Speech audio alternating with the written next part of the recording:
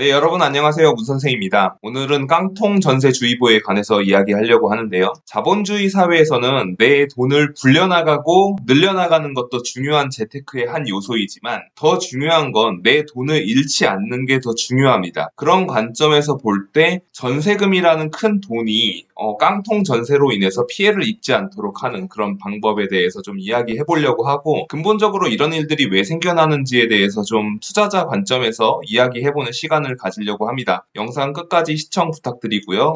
좋아요와 구독하기 부탁드리겠습니다. 먼저 깡통 전세란 무엇이냐라고 하면 전세가가 매매가보다 높아진 현상입니다. 당연히 원래 집을 매수하는 게 전세로 들어가는 것보다는 비싸야 되는 게 정상인데, 이게 이제 뭐 금리 인상이다 경기 침체다 이런 논란들이 생겨나니까 그런 혼란이 오는 와중에 매매가보다 전세가가 높아지거나 매매가에 크게 육박하는 전세가들이 나타나고 있다라는 게 문제라는 거죠. 많은 보도들이 며칠째 나오고 있는데요. 특히 뭐 집값 하락의 깡통 전세가 나오는데 수도권까지 비상이다. 그리고 내 보증금을 지키는 방법은 무엇이냐? 1억 9천만 원짜리 아파트가 전세가는 1억 8천만 원이다. 그래서 커지는 깡통 전세 주의보라고 하고 있습니다. 그러면 보통 이게 수도권에서는 나타나지 않았던 현상인데 수도권도 나타난다고 하고요. 매일경제기사에서 말하는 그 수도권이 어디인지 살펴보니까 이천, 여주 등 수도권도 포함이고 전국 시군구 19곳에 매매가 대비 전세가가 80%에 육박하는 곳들이 있다라고 합니다. 그리고 월세도 심화되고 있다라고 하는 거죠. 경기도 평택시에 1138가구짜리 아파트 24평짜리에 거주하고 있는 그런 분들이 계신데 6개월 전에 1억 9천만 원의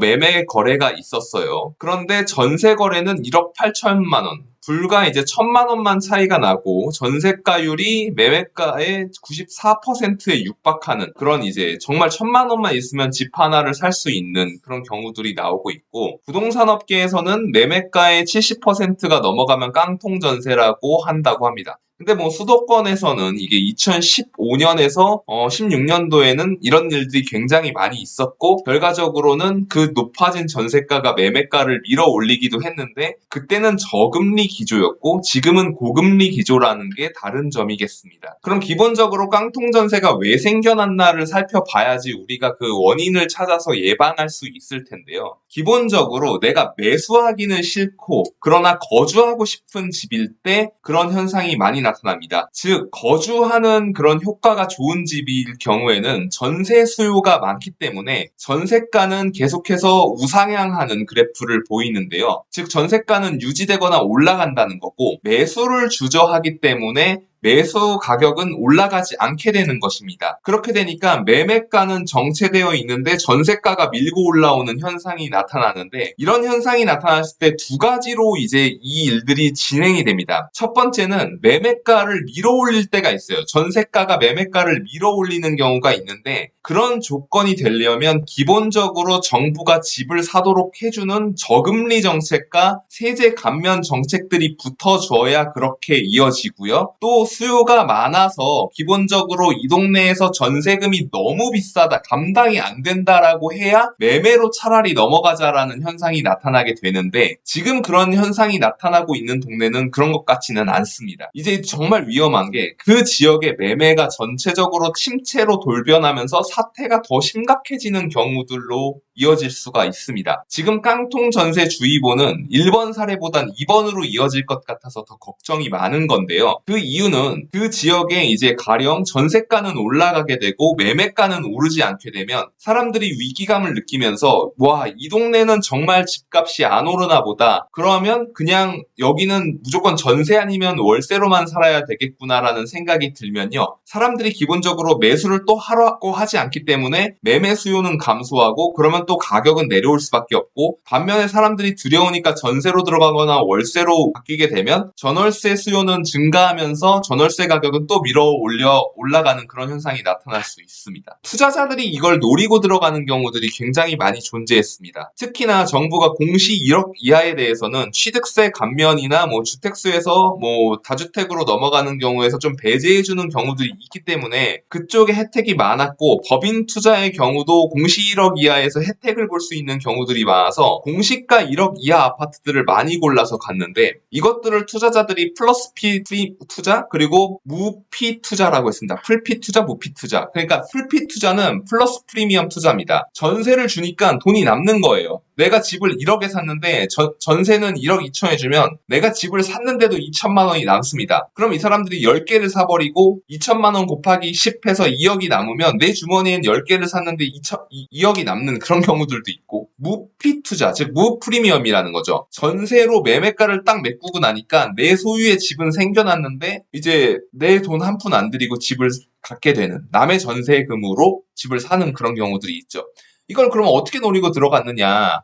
아파트 실거래가 어플 아시를 보시면요, 적정 수요가 여기서 정해주는 게 군산시의 경우, 전라북도 군산시의 경우 1320세대가 이제 1년의 적정 수요라고 예상을 해두면, 이 군산시의 경우 2018년에 3000세대의 입주 물량 이후에는 2019년에는 아예 없었고, 2020년에는 300세대가량만 들어왔고, 2021년도 1300에 못 미치는 1000개의 매물만 들어왔습니다. 그렇게 되면 이 3년의 시간 동안 약 4,000세대가 필요했는데 벌써 이때 들어온 남는 물량은 약 1,500세대만 나왔잖아요. 그렇게 되니까 벌써 3년 동안 2,500세대가 부족했는데 매물은 안 들어오게 된 거죠. 그렇게 되니까 2020년이 되면서 전세가가 튀어오를 수밖에 없었습니다. 전세는요, 여러분, 투기 수요가 없습니다. 정말 실수요밖에 존재하지 않기 때문에 수요 공급 곡선에 따라서 정말 그대로 움직이게 되고, 그로 인해서 만약에 공급이 없고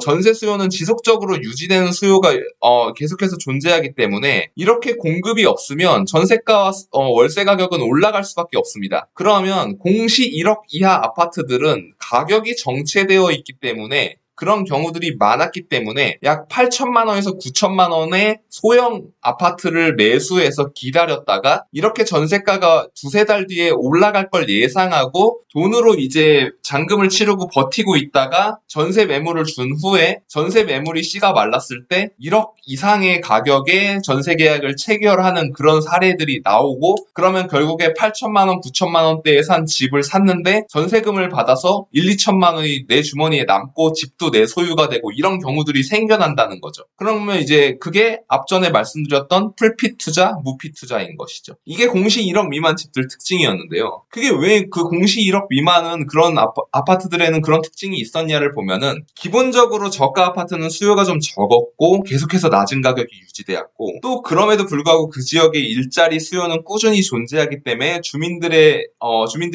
그것에 살고자 하는 수요가 있는데 반해서 주민들이 상대적으로 매수 여력이 좀 형편이 어렵거나, 또 이제 이 집값이 오르겠어? 라는 생각에 매수하지 않기 때문에 메리트가 적으니까 매수를 안 해서 매매가는 계속해서 낮은 현상이 이어졌던 거죠. 그런데 입주 물량이 적으니까 전세가는 올라가게 됐고요. 그러면서 투자자들이 투자한 금액 대비해서 오히려 전세가가 더 올라가는 그런 위험한 현상이 나타나고 있다라고 할 수 있습니다. 이런 동네에 입주 물량이 터지게 되면 전세가가 기본적으로 하락하기 때문에 세입자로 살고 있는 분들이 전세금을 떼일 우려가 굉장히 많아서, 앞으로 계약할 때 당연히 등기부등본상 대출이 없는 집을 고르고 이런 것도 당연하지만요, 진짜 주의할 거는 이 동네에 입주 물량이 많은데 난 전세로 가야겠어, 앞으로 집값이 내려올 것 같아라고 걱정되시는 분들은 매매가의 70%가 넘는 전세가의 경우에는 단호하게 반전세나 월세로 가셔야 됩니다. 내 돈을 집주인에게 맡기고 어떤